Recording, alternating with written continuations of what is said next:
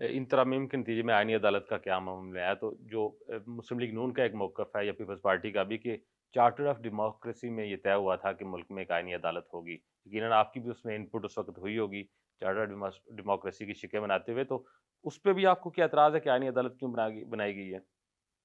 اگر آئینی عدالت کا فیصلہ اس وقت ہو گیا تھا اور ملک چارٹر ڈیموکریسی بھی تو نہیں چل رہا نا، ملک تو آئین کے مطابق چل رہا ہے، اس کے بعد سے 5 ترامیم ہوئی ہیں تو وہاں پہ ترمیم کر لیتے۔ آج آپ کو کیسے رات کے اندھیرے میں یاد آ گیا کہ ہمیں آئینی عدالت چاہیے؟ اس پر ڈیبیٹ ہوتی ہے۔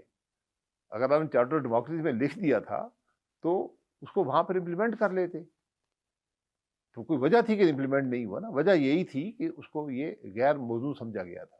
نہیں، دیر آیا درست فیصلہ نہیں، کیونکہ ہم نے دیکھا جو ہم عدالتیں کور کرتے ہیں کہ عام لوگوں کے کیسز سپریم کورٹ میں لگتے نہیں ہیں، اس سیاسی آئینی کیسز پہ پورا پورا وقت چلا جاتا ہے۔ تو یہ ضروری نہیں ہے کہ اگر دونوں چیزیں الگ ہوگی تو عام پبلک کا جو انصاف کا ایک تقاضا ہوتا ہے سپریم کورٹ سے، اب مین سپریم کورٹ عوامی کیسز کی طرف جائے گا نہ کہ سیاسی اور آئینی کیسز کی طرف۔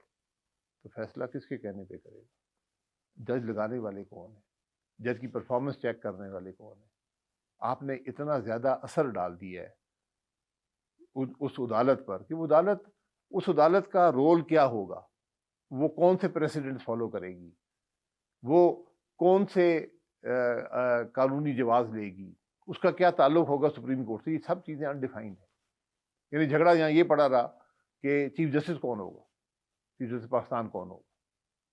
تو ہم عہدے ڈھونڈتے رہتے ہیں کہ ہم کس عہدے پر بیٹھے ہیں، وہاں سے کیا مفاد ملے گا، یہ بھول جاتے ہیں کہ اس کا اثر عوام پر کیا پڑے گا۔